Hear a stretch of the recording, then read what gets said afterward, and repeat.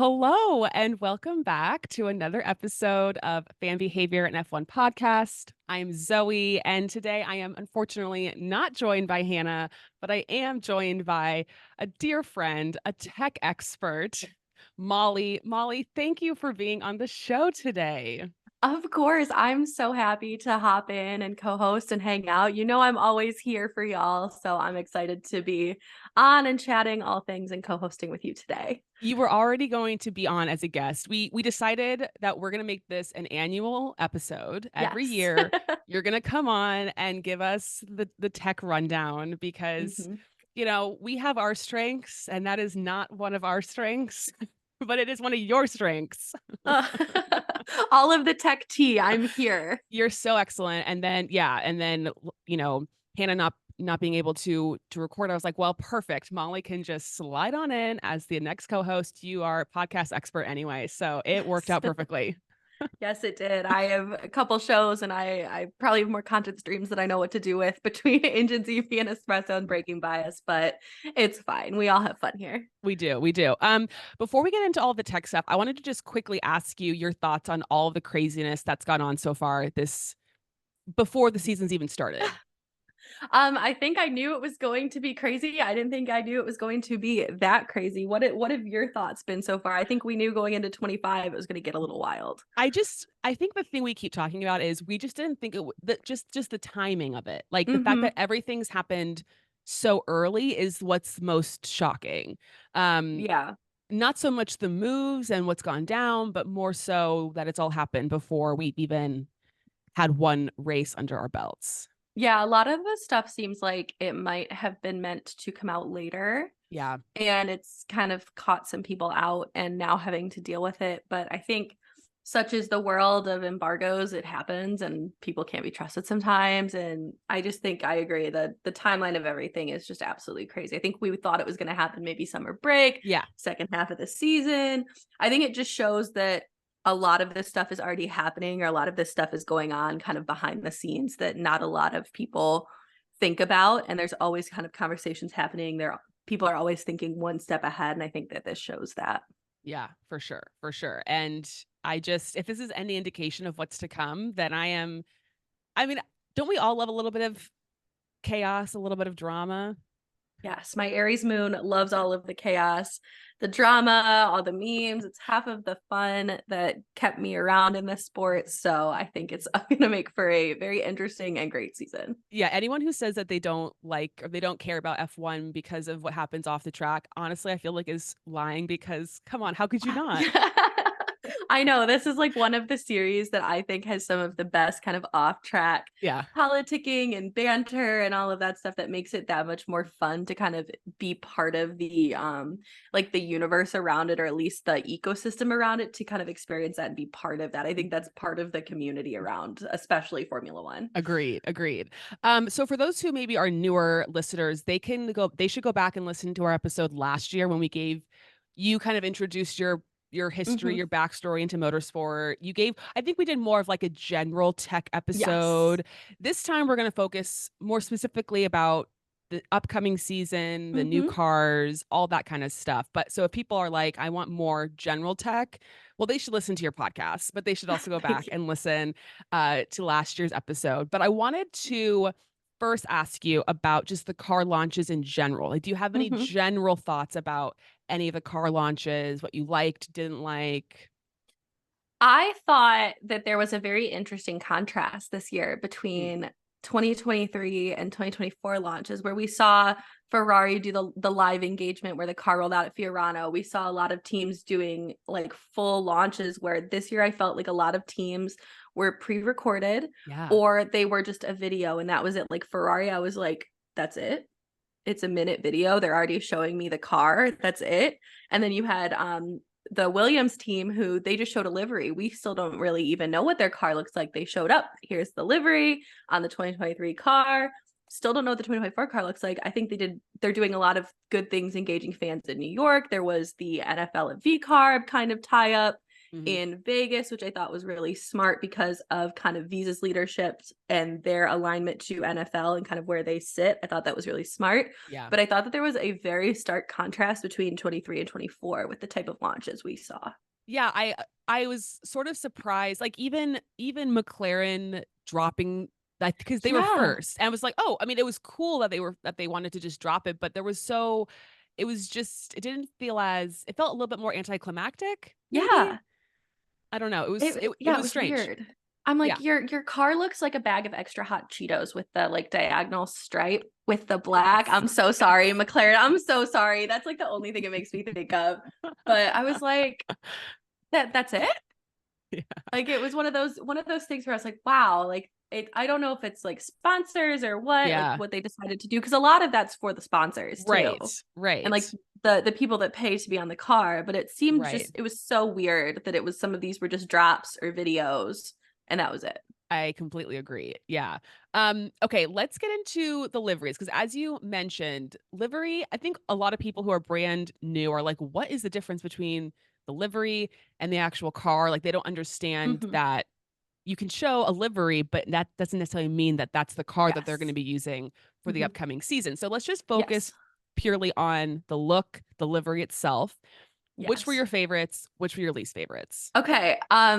V-Carb was one of my favorites because Same. Be Still My Little Toro Rosso, the team from Italy that could heart. Yes. Like deep in my heart, I am a Toro Rosso girly. So I love that because I think it's a nod to such an iconic kind of car that they've had and kind of their past and their history. And then unpopular opinion, I really like the Aston. I think it just looks really mean with the black, the iconic British racing green, and the pops of neon.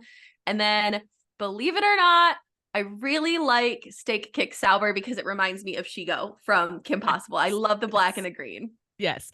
Okay, How I about you? completely agree with you on I also like V-carb, like LOL, that Yeah. name is just so but Do we're you getting used to it. okay? Do you know we went down a rabbit hole in my other show about this that it's actually Red Bull and not Racing Bulls is the Yeah, team for RB. Okay, yes, yeah, that's I've been telling some people they're like, no, it's Racing Bulls. I'm like, it is definitely Red Bull, guys. yeah, yeah, yeah. But I thought theirs Hmm. looked great. I think the combination, I thought their race suits plus their car or plus their Hmm. livery looked overall the best for Yes. me personally. I on the opposite side, steak, I love the livery. I didn't Yes. love the race suits. I don't either. I like Which the I don't car. know Like, why, I because don't they look know. the same. I mean, they're the same Yeah, style, but for some reason it just looks better on a car. I agree. It looks more I think so much of F1 and like the cars themselves, they don't really experiment or like try things that are Hmm. super different. And I felt like the state car was different, Yeah. And which I liked. I feel like they have kind of taken this, we're going to experiment, try something new before Audi comes in 26. And I Right. really applaud them for that because I think that they're doing some cool stuff, but they're definitely experimenting and kind of pushing things. And I think that kind of shocked some people. Yeah. And I think the timing of the V-Carb launch was also very interesting because it was at 10:30 PST, Yeah. which for me in Eastern Standard Time is like 1:30 in the morning. Right. And it was very much catered towards the European side. And they did this big launch in Vegas. And I think they kind of realized maybe the US side are going to wake up and be like, oh, okay, cool, the livery, and then talk about the livery. But they were really trying to cater towards kind of the European fans and some of the fans that maybe aren't as open to the new things that some of these teams are trying. And by doing this cool Vegas launch, maybe trying to kind of get them on board with what they were doing. Right. The steak car also, I felt like it looks like a car that could drive like it would glow in the dark. Like if you Yes. drove it like in the dark, the green parts would glow, which is kind of always I fun. mean, we do have some night races, so That's like true. steak That's kick, you're true. welcome. That's Come so true. on. That would be Um, so fun. and then I wanted to ask you about the Mercedes livery because they combined the Yes. the silver and the black, which I kind of like. I do too. I think you get the best of both worlds I because you have agree. people that love the silver arrows, they love the black, they love the all black car that they do. And I think that this was a really good kind of amalgamation of the two. You still got the red, you still get a little bit of the teal, and it Yep. really kind of brought the best of both liveries together. And I quite liked that as well. I completely agree. I have to be honest, and I know we're both Pierre Gasly girls, but I was underwhelmed by the Alpine.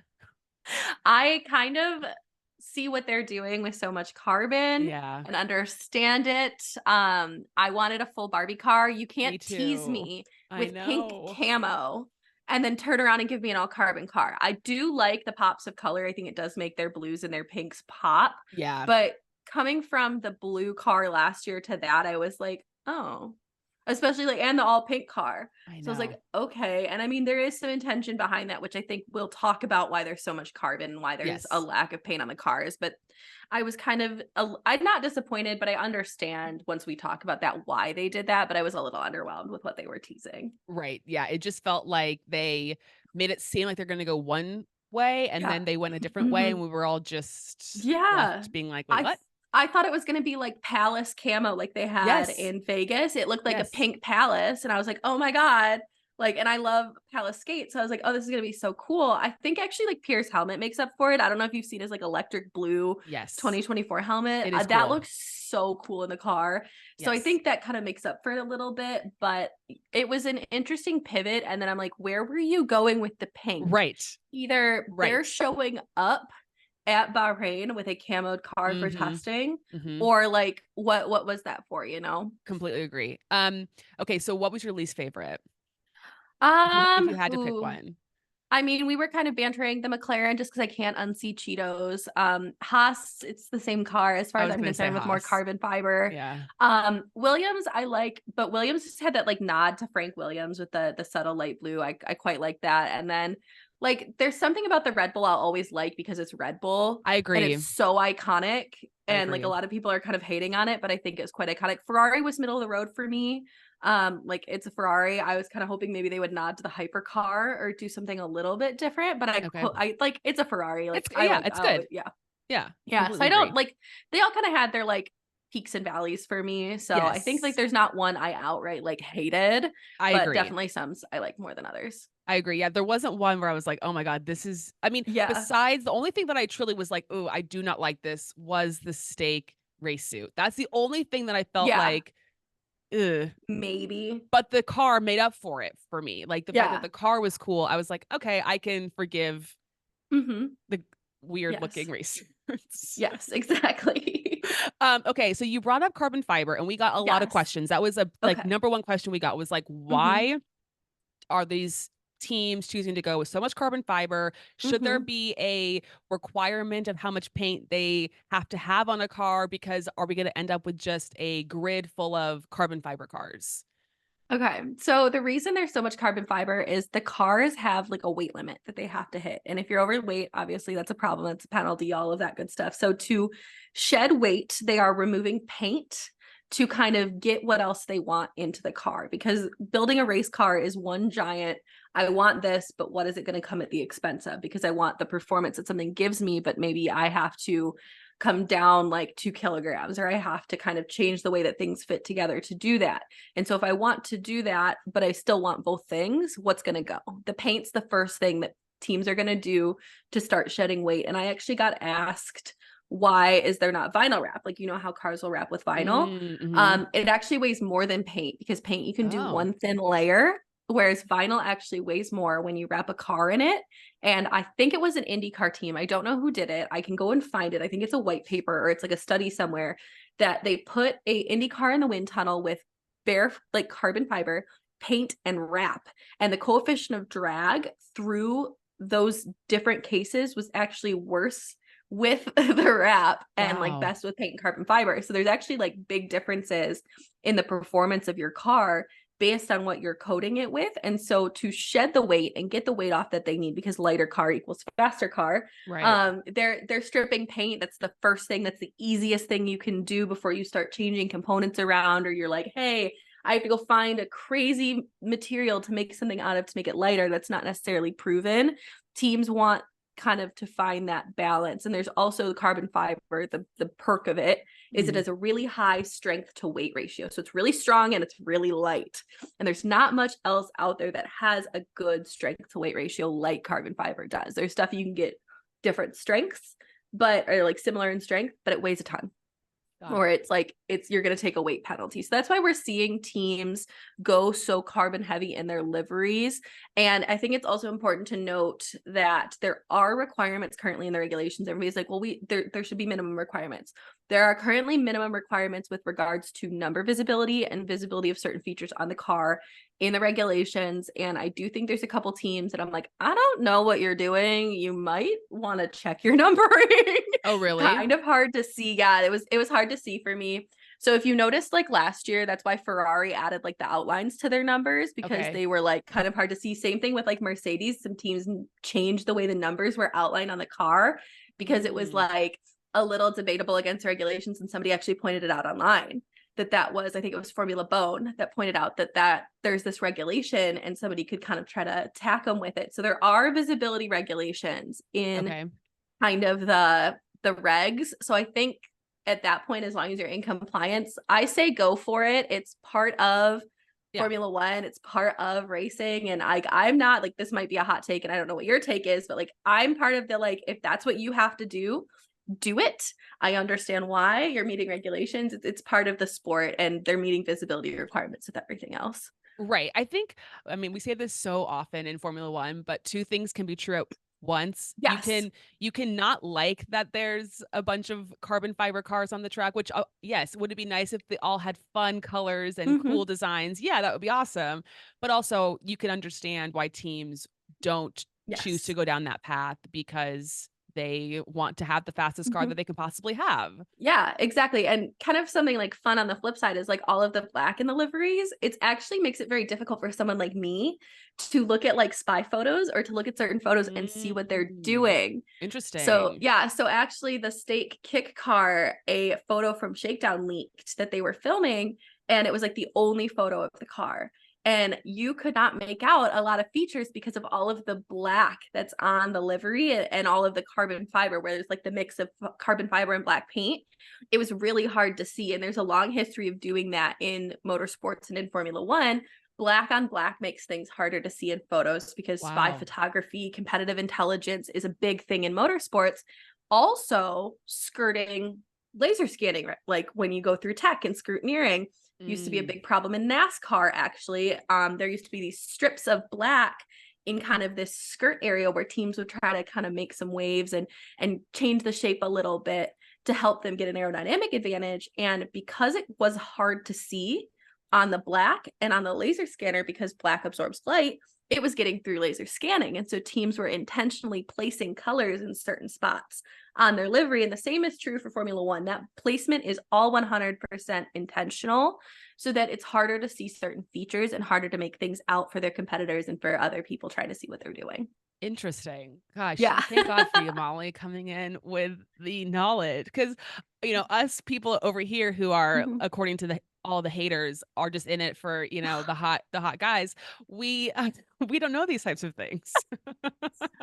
I mean, I'm in it for like it. I like there's good eye candy too. Come on, like cars, driving, whatever. Duality Like of the helmet's woman. on. Yes, the duality. Like if they go listen to my previous episode with you guys, they will know that Yes, the whole reason yes, I got into motorsports is because yes. I found a NASCAR driver hot. So Yes, love it. Love it. Love it. Okay, you mentioned Shakedown and we got a lot yes. of questions. People being like, "What the hell is a shakedown? What does this Mhm. mean? Why are there cars on track? I thought the cars weren't supposed to be on track until testing." Can you explain what that is? Yes. So there's two different kind of filming and pre kind of season things that the teams are allowed to do. There is a filming day and then there is a shakedown day. And so a shakedown is basically like a mini test session and they are distance limited, and I'm going to try and find the distance that they are allowed to do. But Okay. basically they are on a closed course and they are testing certain things. This is the first time that they are driving the car outside of the simulator IRL on a track. A lot of teams will combine their filming day, which is a shorter closed course distance day, with the car doing the same kind of thing, and they do all of their promotional footage and stuff. Some teams will combine that, but there's a lap and distance limited. I believe it's like 20 laps Okay. with specific and there is specific compounds of tires, so you're allowed, it's like 100 kilometers. I just pulled that up really quick. And just basically they are allowed to just get a feel for the car. Is everything working as intended? they start the engine outside of the car, but now in the system, is the engine good? Is the driver comfortable in the car? Does everything feel okay in their seat? It's just basically like the first chance to test everything together Okay. as a system. It's heavily controlled, obviously, and then filming day is obviously promotional. That's a shorter distance. I think that's less. I think it's like 15 laps or something, Okay. but they're allowed to do some of that, but a lot of teams will do both. Filming days, they're only allowed 2 of those a year. I think Shakedown, they get 1. So it's just kind of like a mini test session for the teams and for the cars is essentially what it is. And so they'll be collecting data, Okay. and they will kind of try to understand what they can about the car before they get to Bahrain and they get to preseason testing, because track learning is the best type of learning for a car on track. And with Right. the limited amount of off track time or on track off race time you're allowed in Formula One, it's really hard to get that data. And so you see teams like first practice 1 is like a test session sometimes. Yeah. And so it's just really kind of like the first chance they have to get a feel for the car and comfortable, and the driver can provide feedback and then go back and look at their models and look at what they were expecting from this and their run plans and say, okay, this worked, this didn't, the driver liked this, driver didn't like that, and then continue to kind of iterate and get ready for the first kind of preseason test and anything that they need to fix before the season starts. Got it. Okay. And I know that there's like been some footage and stuff that's come out from Mm-hmm. the shakedown. Has anything Yes. stood out to you particularly? The Red Bull. Yeah. That's We'll I'm part get of the crew. Yeah, we'll get there. Absolutely. And then the absolute lack of footage from Alpine has shocked me. Oh, interesting. Okay. Yes. So they showed the real car. I still think it's largely the real car at their launch, but they showed the real car. But then I have seen absolutely nothing about them Interesting. shaking down. They were doing some driving in like car of yesteryears or car tomorrow, whatever the heck it's called, like the previous year development car, because I think the 2021 car was getting its like last hurrah. I saw they were out doing that, but I have not seen a single sign of the Alpine doing Is their that shakedown. Like, is go that ahead. surprising? Is that like is Yes. that okay? Okay. To me, it Interesting. is. Okay. I mean, usually the teams are promoting that they shook down, or there Okay. is something out there from like kind of spy photographers or whatever, but I have Yeah. seen a literal lack of that. And then the other thing that Huh. actually shook down to me, or shook down, stuck out from Shakedown, geez, was McLaren's Shakedown. They had like blankets over their front suspension. They were heavily concealing their car, it looked so weird in the rain.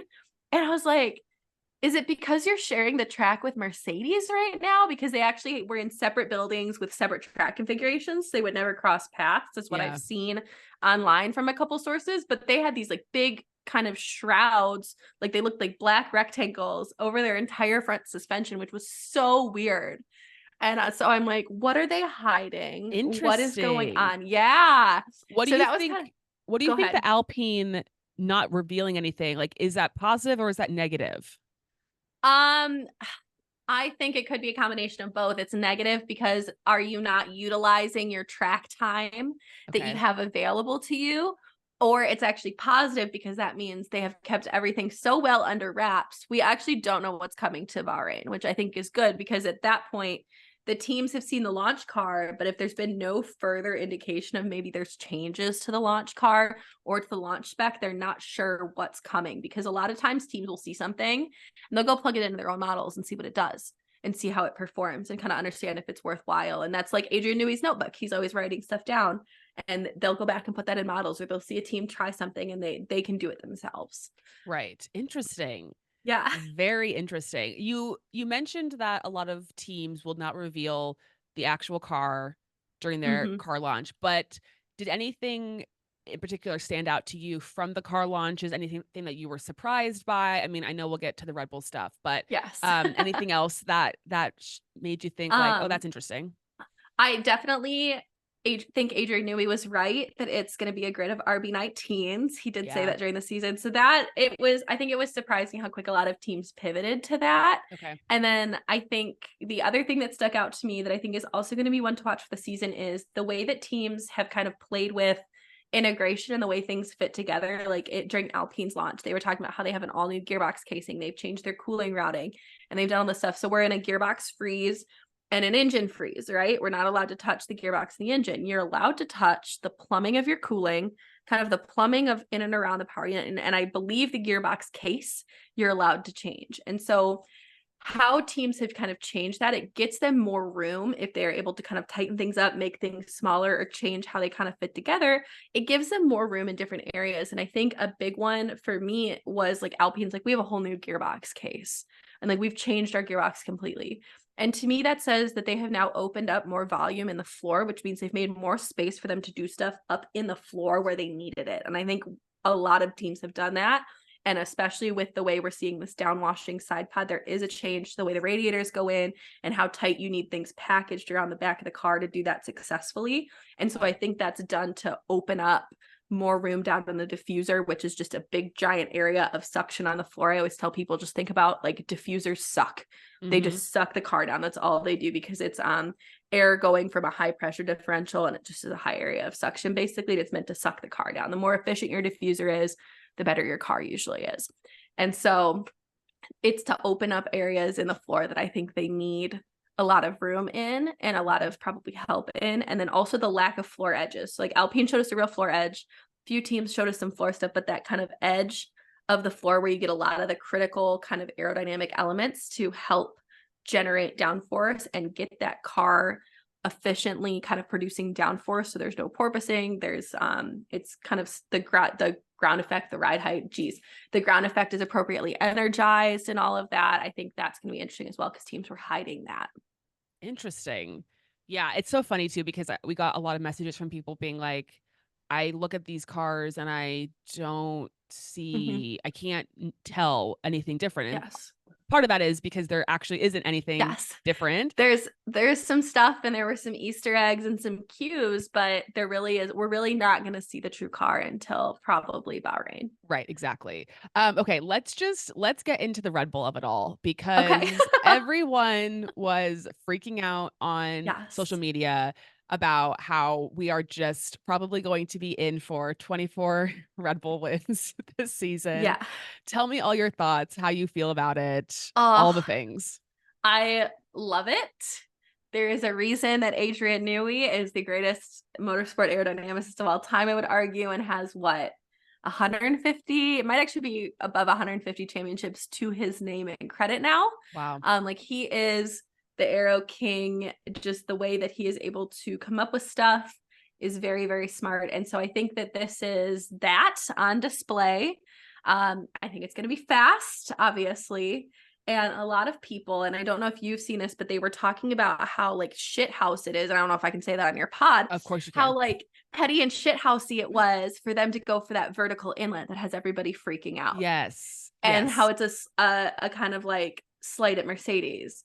A team is not going to take, and my co-host said this the best, Dr. Oz, a team is not going to take like kind of fucking around without there being a finding out, without there being a performance of it all. I don't know if I can say that either, but like you can. They're not just okay. They're not just going to do this to be like, oh, hey, look, we can make that work and you couldn't. There was obviously something that Adrian saw in that concept when he saw it that made sense, and there was a performance gain for it. Teams don't just put stuff on cars to put stuff on cars.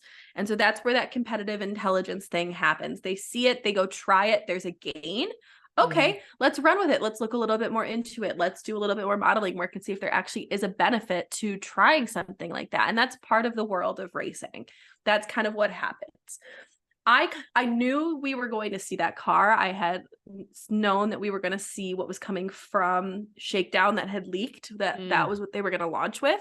But like, I put a video up and I was like, what?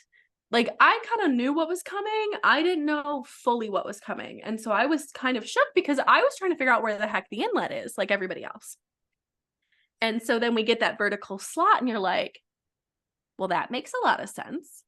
Because we couldn't see where the inlet was, but it's still kind of puzzling and it's ingenious. And so it seems like it's an evolution of the RB19 with the downwashing side pod. I am of the sense that I believe there's a water slide, which is a trough in that side pod. And that's basically, you put stuff like that in a car. This is for people as you see them on cars. you put like a ditch, a trough, a kind of something like that to protect, contain, and or direct air, or any and all of the above. So it could be they are protecting air that is conditioned and moving in a certain way to an area they want it without destroying that.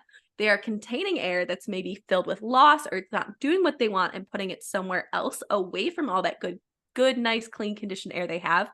And then direction, obviously, they're sending it there. And so what's cool about these water slides is they get tighter and then they open back up. And so when you put air through a tight kind of smaller space, it speeds up and then it comes out and it'll slow down. But when you go from this kind of high speed and out, you also get a high pressure differential, which means you're basically just making like a cannon of air. And so they're shooting this air down through and across. Oh, I just hit my mic. Whoops. They're kind of shooting this air back across, especially the rear of the car, to energize rear suspension, the beam wings, and all that stuff. So it helps with actually kind of the downforce production across the car. So I see a lot of really ingenious features. I'm still trying to figure out where the heck that inlet is and where it goes to. Is it like truly a vertical radiator inlet? Craig Scarborough, who is a F1 TV tech analyst, also an amazing follow if you don't follow him. He likes to kind of draw, and he's usually got a good sense. He thinks it's actually an S duct, which is through cooling, so it brings air in and up and out, kind of out of the way of where they want it. And they're using it to passively cool something and get air into the car in a way that they need it, and then just getting it out of the way. Ferrari has an S duct. We do think that that's back this season as well. It's kind of just this little slot that comes up and out behind the halo with some air that they'll take in. So I think that I'm still very puzzled by the Red Bull, especially because their floor edge was concealed as well. I can't tell a lot of what they're doing, but I'm so intrigued by this like side pod geometry that they've come up with this kind of vertical slice and how it kind of works as a system, because everything all works together there. It's all about getting air over the top of the floor, across the edges, to kind of help keep the ground effect and that downforce generating. So I'm super intrigued of what it's going to look like. I have heard that it's going to kind of look like that, but there's going to be some stuff different in Bahrain for sure. So I'm kind of intrigued as to what's going on, because like the more area under that undercut, the more you have to energize. And so they're trying to get all of this clean air onto like the deck and generate downforce across the top side of the floor, which is super critical and important. So it's really interesting what they're trying to do. Yeah, I felt like everyone was pretty I don't want to say disappointed, because obviously I think people like disappointed in the sense that they felt like, oh shit, we are not going to have, it's not going to be 4 teams fighting for wins every single weekend. You know, it's like, oh, okay, we're really in for another Red Bull season of dominance. But I think we all understand this is how F1 works, and teams have these eras of dominance, and we are currently in the Red Bull era. Yeah, and I think to me there was like a lot of, I think that was an oh shit moment for a lot of teams when they showed up with that, because they've been talking about how it's just a natural evolution and all of this, and it's just kind of a natural step forward from the RB19, which I still see a lot of cues from the RB19, but this is like, holy shit. I agree. I would right there with the teams, and I was like, wow, this is incredible, and I can't wait to see more of it. And that's where I think, like you said, it's just kind of the way that this sport works. And there was like the Ferrari dominance era. We've had the Mercedes era. Now we're moving into the Red Bull era again. The 2026 regulations, who knows? Like, I think that it's just part of racing and part of the world of motorsports. It happens, and it's every sport. You can go look in. There's kind of these, like Toyota and WEC is a great example. They have been dominating for years.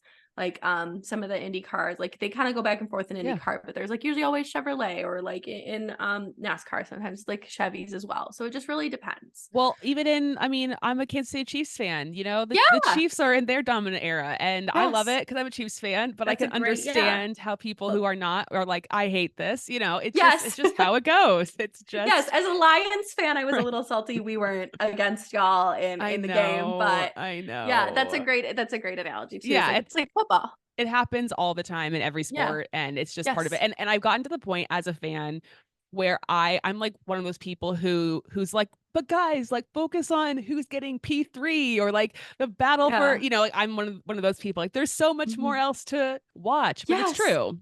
It is. Yeah. It's like you want your team to do well and it sucks when they don't, but it's like it's part of the world. It's also like college football Alabama, like the Right. Bama era and all of that, and the Right. SEC kind of dynasty and domination. Same thing. A lot of people don't like that, but it's just part of it, and it's the tides and the way that you adapt to kind of the world and the regulations and what's around you and manage that the best. And at the end of the day, the best are going to be the ones that win. Exactly. You mentioned a lot of the teams are copying the RB19. Can you Mhm. explain exactly what that looks like for people who maybe are not Sure. familiar with tech as much as you are? So if you pull up pictures of Red Bull's car last year, they had this very distinct side pod design that had this kind of high cut in it that then also directed this ramp of air downward. That was kind of like their trademark thing. We started to see it on the RB18, and the side pod kind of got dented in, and they did some different things around that to try and reduce drag. It's the same way a golf ball has a dimple in it. It Mm, helps reduce the drag through the air while also keeping the air adhered and the flow kind of stuck to that feature rather than letting it kind of skitter off and do whatever it wants. And so they kind of evolved that a little bit into the 19 with this big aggressive ramp and kind of this slim side pod. And now that's the biggest feature I've seen is the teams are copying that. got They've it. gone to kind of this high cut, this long ramp, and then some have the water slide, which Aston Martin, I believe, and Alpine started last year. Others don't. I think McLaren had that at some point. So it's kind of up in the air of who's going to have that and who's not. But I think the biggest thing is going to be the floor. Are the teams copying Mm. the floor design, which notoriously we got to see in Monaco Thanks, Checo. when yes, when the car took flight, and Yeah. I sang to Defying Gravity like that over that. But that was when the teams kind of got the biggest, oh, this is how it works, because just because you make the car look like one of your competitors does not mean it's going to work like them. And the Right. biggest example of that is you guys were in Coda. Haas showed up with a car that looked a lot like the McLaren. Just because they made it look like a McLaren didn't mean it raced like the McLaren. Yeah. And that race weekend result was very, very clear that Yeah. that is the case. And so the big thing there is, are they copying everything we can't see?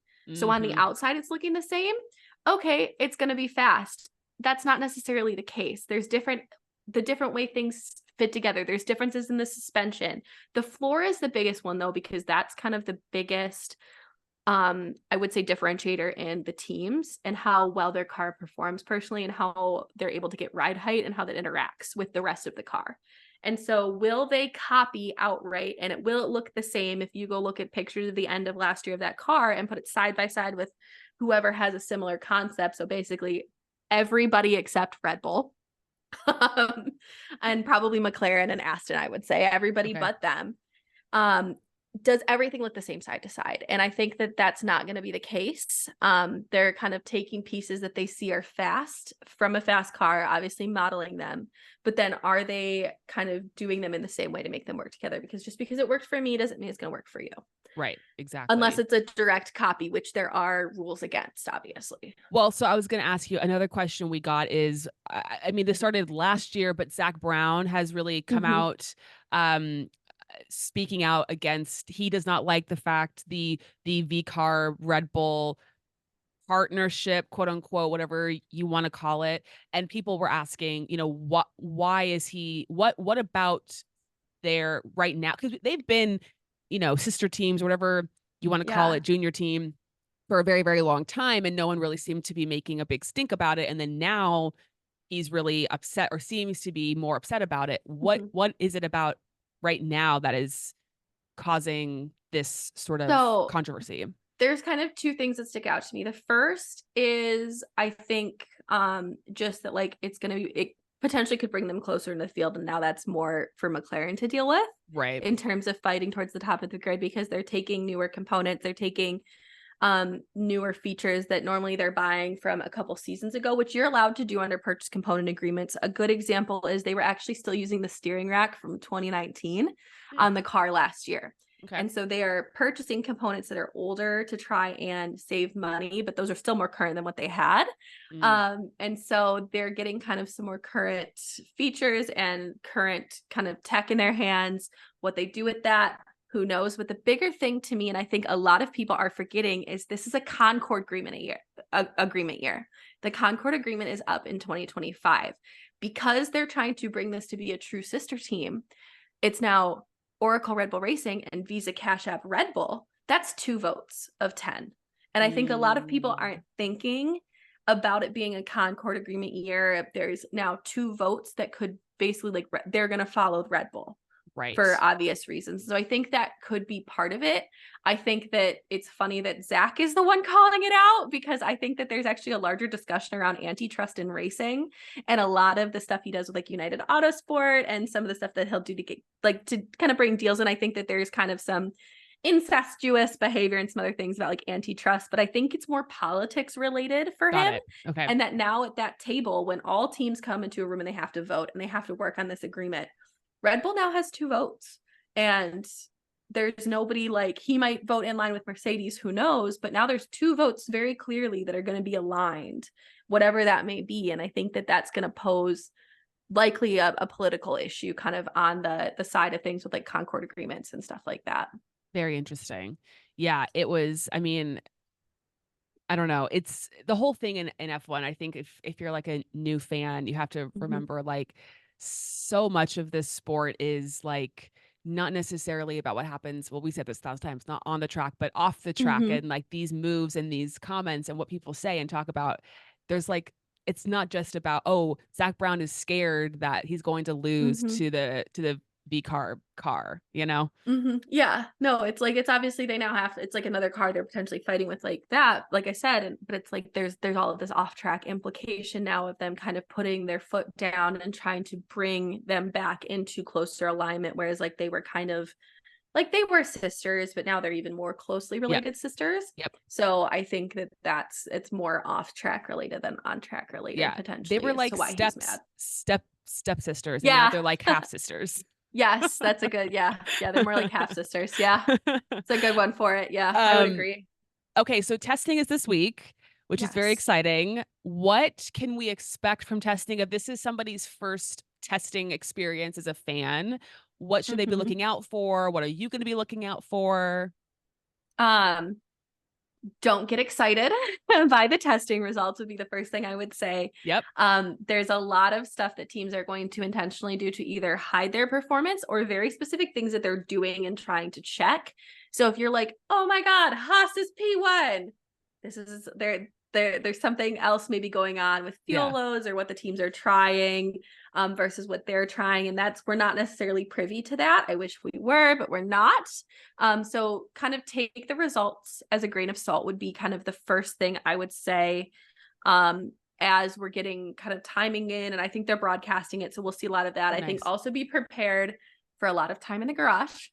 Teams will be coming in and out, changing things, trying things, doing setups, providing feedback and all of that. So it's not super exciting. It's going to feel a lot like one giant 3-day FP1 is what I would say, because free practice 1 is basically the test session of the weekend. Right. So it's going to be a lot of feedback, a lot of trial and error. You'll also see these big grates on the car. Those are aero rakes, and they're at the end of all of these grids. They look like a piece of fence in these like weird shapes.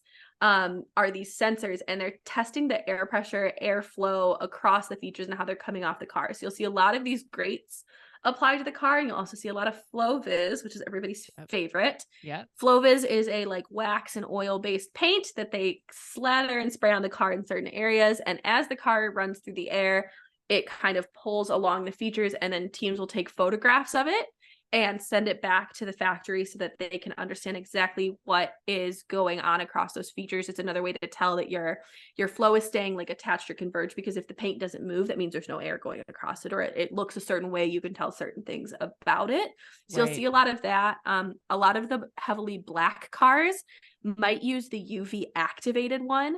So there's ones you go over it with a black light, whereas it's normally like a really bright color. There's cool. one that looks like there's one that looks like Cheeto orange. There's a red one. There's the green one that's really popular. Yep. I think a lot of the teams are going to utilize this like white Mercedes was using it for a while. It's you go over it with a black light. So I don't know for how much of that we're going to be able to see.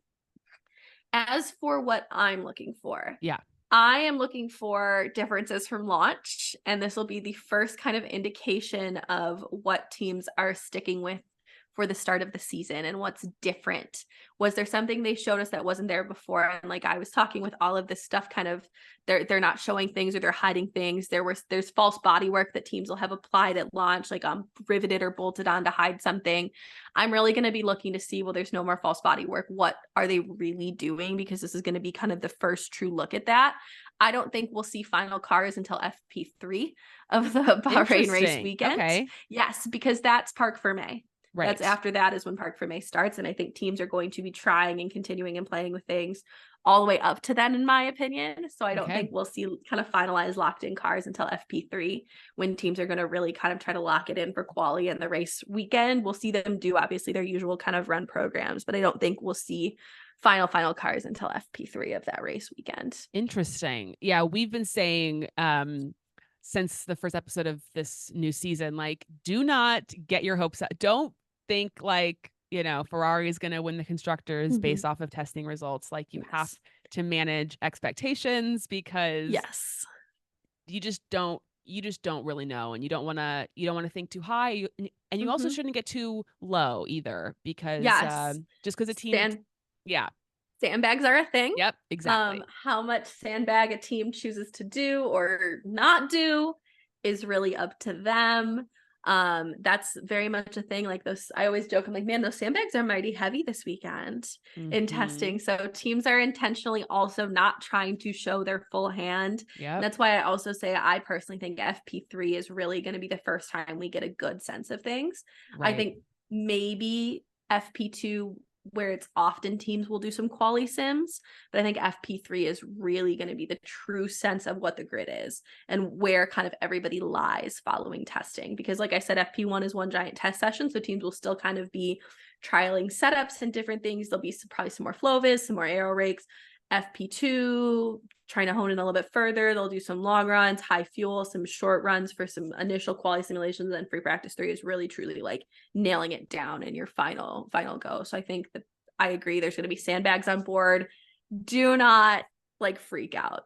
Teams are going to be throwing the sandbags out through the whole weekend. So I think keep that in mind as you go, because they still don't want their competitors to really get a good handle until kind of the race weekend. Right. Even though we said don't like read into anything, do you have any predictions for testing, or like things that you think you're going to see, or teams that might surprise you a little bit?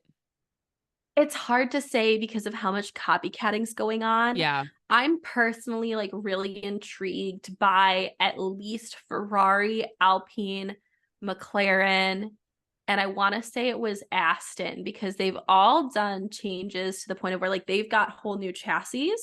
Like Alpine was the biggest one, where the driver is now pushed further back. Same with Ferrari. That changes the entire behavior of your car. Yeah. So with the change in positioning, how does it change the car? Because to me, that says they're changing the center of gravity of the car. They're trying to get it lower. So lower center of gravity car is better through corners. Higher center of gravity car is not as good through high speed corners, but it's really good on the straights, and it has lower drag. So these teams trying to lower their center of gravity are in theory taking a little bit of a penalty, but somehow are overcoming that with the rest of the car design. So I'm really intrigued to see kind of these cars that have made big changes. Not only from an aerodynamic standpoint, but kind of where the driver sits and how everything is kind of different that way, new suspension and all of that. So those are kind of the ones I'm going to be watching. Okay. I think Red Bull's still going to be fast. I'm really intrigued to just see what that car is going to look like when it shows up personally. Because like I said, I kind of know there's going to be some differences. It's largely what we're going to see, but there's some stuff that I kind of know to look out for that I'm going to be on the lookout for. So I'm really intrigued, and I'm just kind of ready to see actual cars. I mean, we saw actual cars, but I'm ready to see kind of the real deal cars. Yes. What about you? Anything? I mean, it's so funny because I became a fan of F1 like right before the 2022 testing. Yes. So obviously I didn't even understand what testing was. I didn't even pay attention to it probably one bit. Last year I was more like, okay, I was sort of peripherally interested in it. but I feel like this is the first year where I'm actually going to really dive into it and try to follow it like very closely. Mhm. Whereas before it's Okay. been so kind of like, oh, that's not because I think a big part of it is if you are not someone who is as engineering focused or tech focused, you feel like Mhm. it's not for you or you won't enjoy it because Mhm. you're like, well, what am I looking out Yeah. for? Right. Um, Mhm. but I'm gonna attempt to, put on my engineering hat and Yeah. at least try to learn something and Mhm. get something out of it. I would love to see I think I would love this is a vague answer or a more sort of generalized answer, but I would love to see like Aston Martin, and I know we're not really going to get this in testing, but a team take a big gain Mhm. and surprise people in a way Yeah. that, maybe they didn't perform as well last year and people can say, "Oh," and I actually listened to I can't remember who it was on Sky Sports. They were talking about testing and they said, teams aren't going to say anything, but you can look at the body language Mhm. of Yep. the teams, the engineers, like how they're kind of acting and responding will tell you what you kind of need to know Yes. about how the How testing is going. Yep, I And I would think that's agree. I interesting. fully agree. That's you can usually tell it's going well or it's not well based on kind of Yeah. the garage lingo and kind of how they're acting in the garage. I would fully agree with that statement. That's usually a good indication of kind of how things are going. Yeah. So don't watch the car as much, just watch everybody in the garage and Yeah, then you'll I get know to figure out. cars on the track, it's exciting. You want to Yeah. see what everybody's doing because you can, if you know what to look for, you can kind of get a feel of what's going on. Since Yeah. there's not like onboards or anything, but like the garage is really, I would agree, is key because that's got the feedback loop with everybody still back at the factory. Yep. That's got the teams that are there. They're making the adjustments that are getting direct driver feedback. So that's really, I would agree with that statement. Yeah. Okay, what team do you think is gonna make the biggest I just mentioned like the Aston Martin leap in 2023. Do you see a team Mhm. making that kind of step this year? I feel like I haven't seen enough real cars to say that. I wish I had a crystal ball. What um, team do you to want to be see, I guess? We can make it more um just I mean, I'm a Pierre girly, so like yeah. obviously I want to see Alpine get their crap together. Yeah. Because I think they really struggled with their car last year. So I'd love to see Alpine kind of get it together. But like still kind of like be still in my little heart, like V carb. I would love to see Toro Rosso doing well again and kind of fighting at the front. That 2021 year with Pierre with the podiums and everything, that was like such a good year. So I would love to see them back at the front just because that's the little team that could. We And need then Yuki on the podium. yes, Just as a collective, like we need yes. it at least once. I like to throw driver names in front of everything. So like when Yuki gets points, they're yoints. So I would love I think it's a yodium or a eucodium. I can't remember Yodium. how I would say it. Udium. Yeah. So like whenever like it's like Pierre gets points, I'm like pure oints or like there's somebody I said it and I was like I can never say it again when Charles gets pole, it's a chole. And I was like I can never say that again. So like I like to throw driver names in front of it. So we need like a yodium. A Yodium. That is hilarious. We definitely do. With hopefully Pierre Gasly next to him That would on the be podium. incredible. I think also for me, I want to see just Ferrari operating more efficiently. Yeah. I think they are kind of so paralyzed culturally and kind of Mm, in kind of how they operate, like operationally. I mhm. think that they could have a good car. I just think that whatever is kind of in place in cultural in like culture, the actual structure of everything, the decision making pathways, I think they're kind of paralyzed by whatever Yep. they were doing. So I think that's the other thing is I would actually really like to see Ferrari operating much more efficiently that way, kind of as a whole, because I think that there was all of these because of that there was doubt in what the pit crew needed to do or doubt in like what Zavi could do and make decisions and stuff like that. So I think empowering their people to make decisions clearly and concisely and also in a timely manner is going to be key. I completely agree. Yeah, we say that all the time. It's from top down, everything needs to Mm-hmm. be run a certain way. And people joke about little tiny things having when like a boss is like very anal about, oh, the conference rooms need to be Mm-hmm.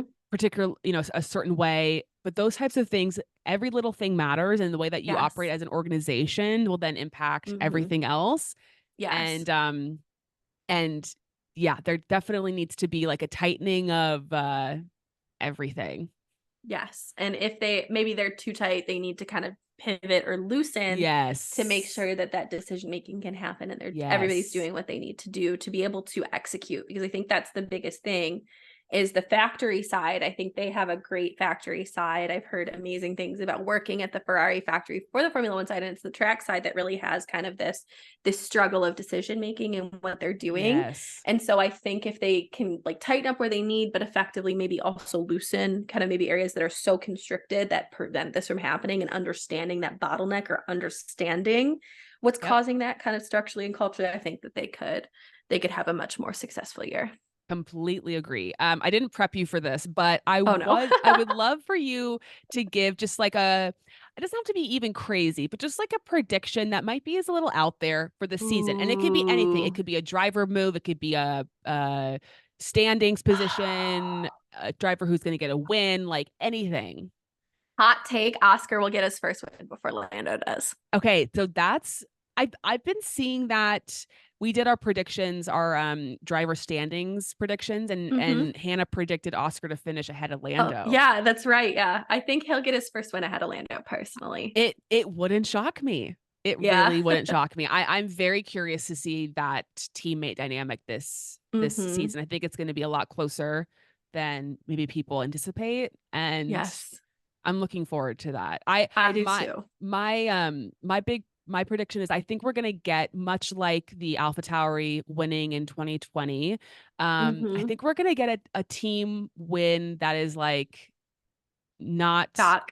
yeah, shock win. I don't know. We Yeah. obviously don't know what would be considered a shock currently, Yes. but Yeah. I think we're gonna get or like Esteban winning with Alpine, Yeah, in something Hungary. like Yeah. that. I Um, think so too. I or think we're gonna get oh, go ahead. I'm no, I was just gonna say, or I'm just at least like manifesting that because Yeah. it'd be fun. I think we're gonna get something. I think that there's some kind of interesting stuff we're seeing from the cars, and I can't wait to see like how things are gonna shake out. But I agree. I think that we could see something wild. And I wish I had a crystal ball to know, but I think we're gonna get like an upset somewhere. I don't know where it's gonna be, but I think we really could see something cool and see something that would kind of be a surprise to everybody. Plus, with 24 races, it's like there's bound to be one. There's Oh got to yeah. be, right? There has to Yeah. be. Look at like if you look at the probability of it, Yeah, very high. very, very It's high. very, very high. I think with like some of the races we saw last year that were great, and even though like Red Bull still won, there was a lot of unpredictability Yes, yes. like through a lot of races. And so I think that we could still see that happen. And especially for me is our street circuit's still Red Bull's weakness. Yes. So like I think that there still could very much be some shocks and drama and upsets and some results that will surprise some people. Completely agree. Well, Molly, you're just the best. Thank you so You're the much for best. coming on and educating all of us and giving us the lowdown. Always.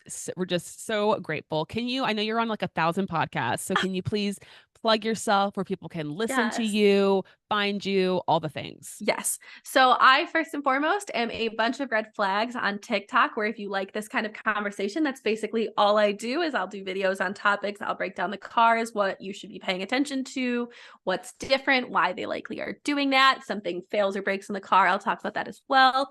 So I'm over there on TikTok. And then I am on Engines, EVs, and Espresso, which is part of Racing Forces, which is a podcast kind of around coffee, cars, racing, EV culture, kind of business and tech together. And then I'm also on Breaking Bias, which is a all motorsport tech podcast with Dr. Obbs, who is a phenomenal PhD in aerodynamics. And so we'll actually kind of really get into the nitty gritty tech. I'm the mechanical side, he's the aero side, and we'll kind of get into really kind of the deeper tech behind things. And we aren't just limited to Formula One. We do a lot of Formula One content, but we do NASCAR, we do IndyCar.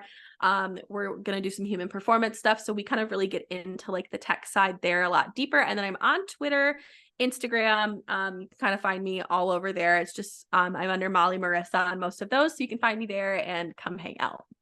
So great. Yeah. And you know what I was just thinking about? I love how there's just so much like diversity of podcasts these Mm-hmm. days, especially hosted by women, and Mm-hmm. how like no matter how you like the sport or what you're interested in or what you find fun Mhm. or engaging. Like there's something out there for you. And I Yes, think that is so great. I agree. I absolutely agree. It's so fun. Okay. Do you know how we end our show? I cannot remember. It's been a minute. Okay. So we say enchanté. Yes, that's correct. All So I right. would love it if you would do us the honor of just hitting us Absolutely. with an enchanté, however you want to do it, whenever you're ready. All right. Thanks for listening to this episode. Enchanté. Excellent.